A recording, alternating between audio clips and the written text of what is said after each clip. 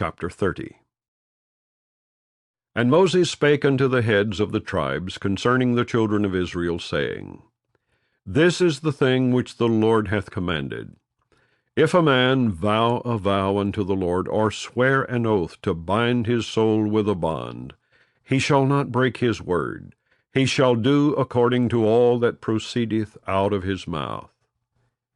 If a woman also vow a vow unto the Lord, and bind herself by a bond, being in her father's house in her youth, and her father hear her vow, and her bond wherewith she hath bound her soul, and her father shall hold his peace at her, then all her vows shall stand, and every bond wherewith she hath bound her soul shall stand. But if her father disallow her in the day that he heareth, not any of her vows, or of her bonds wherewith she hath bound her soul, shall stand. And the Lord shall forgive her, because her father disallowed her. And if she had an husband, when she vowed, or uttered aught out of her lips wherewith she bound her soul, and her husband heard it, and held his peace at her in the day that he heard it, then her vows shall stand, and her bonds wherewith she bound her soul shall stand. But if her husband disallowed her on the day that he heard it, then he shall make her vow which she vowed, and that which she uttered with her lips, wherewith she bound her soul, of none effect, and the Lord shall forgive her.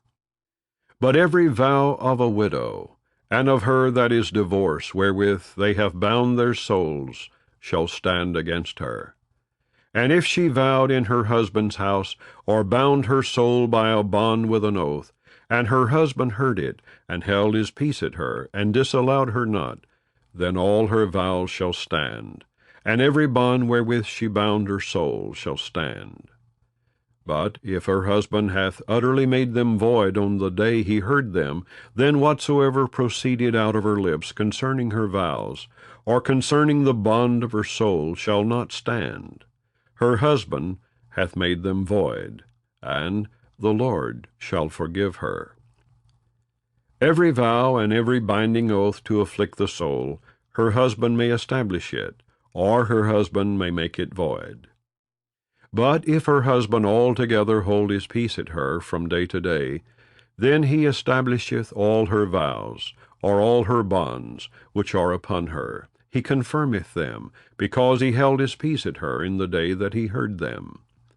But if he shall any ways make them void after that he hath heard them, then he shall bear her iniquity. These are the statutes which the Lord commanded Moses, between a man and his wife, between the father and his daughter, being yet in her youth in her father's house.